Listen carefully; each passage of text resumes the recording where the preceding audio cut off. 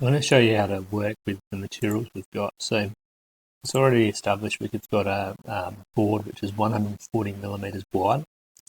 You can make that any length that you want.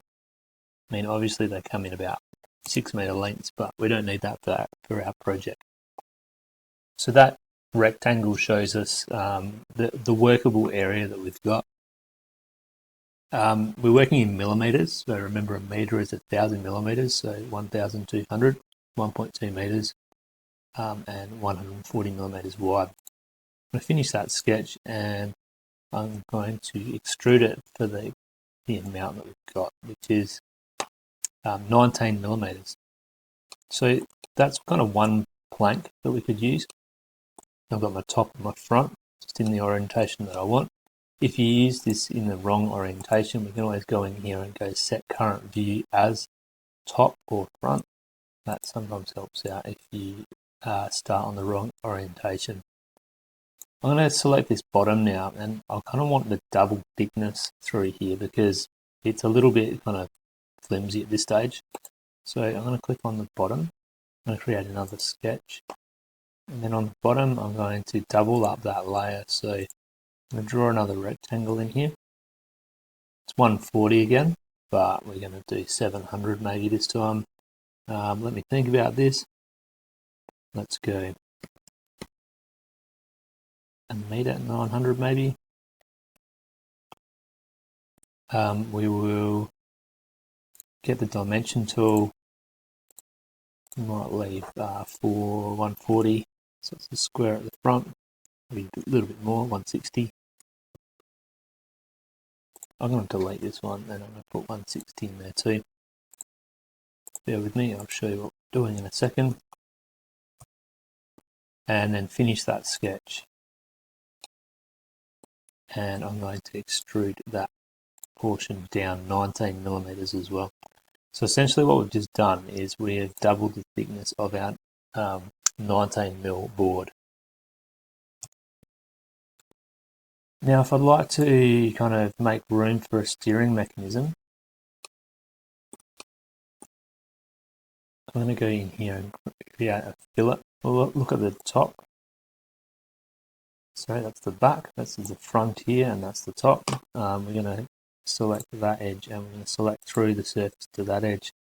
If we do 70, that's going to round the internal over of that bottom board that we would have glued together.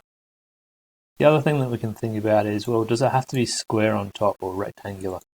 Let's have a look at it. I'll swing it around so we can see the whole thing. Maybe we can be a bit more creative here. So we've kind of created our workable board area.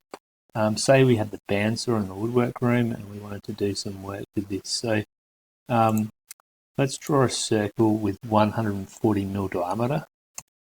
I'm going to do that twice. So I think I can copy this and paste it in and bring that down here. So I just Control C, Control V that one. There's a constraint here called tangent. If you watch what I do with the tangent constraint, so it's selected, I'm going to click the circle and the top there, and the circle and the side. And you can see it's locked it into that. Because it's 140, the same width as the board, it's locked in nicely. I'm going to do the same with the front. Now I'm not saying you have to do this for your project, I'm just giving you some options. Now I'm going to go into arc. I haven't played with this yet, so I'm not quite sure how we're going to go, but I'm going to try a 3-point arc. I'm going to spin this view around so I can see it a little bit clearer on my screen. I'm going to select anywhere but not on this top corner here. I'm going to just come down a little bit and I'm going to come to here. So I've selected 2 points and then you can see that that's kind of asking me to select another point. And I'm going to do the same at the bottom. Not being too cautious about how I do it at the moment. I'm going to use that same tangent, and this time I'm going to do a tangent between this circle and this surface, and this one and this one. I didn't like that one, so I'll just press the escape just to make sure that I'm not. Oh no, it has gone on, and you can see now as I alter that line. It's just going to freeze for me for a second, but as I alter that line, it stays tangent to the circles. So it's working at the front, it's not quite working here yet. I might try and put that tangent constraint back on here. So now we're working alright. I'm going to do the same on the bottom one. Didn't work, try it again. It's got it. I'm going to move it down to say it's kind of a little bit closer there.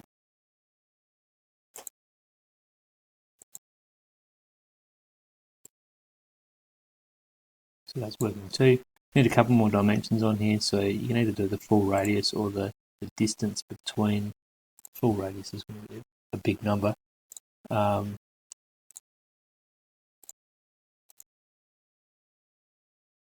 Distance between the two is not going to work either.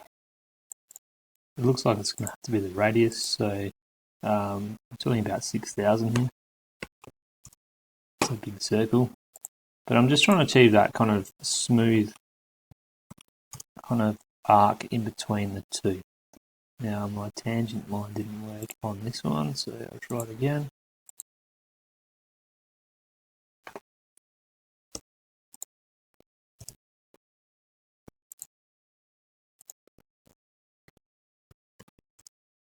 Okay, that's finally got it. So what essentially I've created is a section here where I can cut this out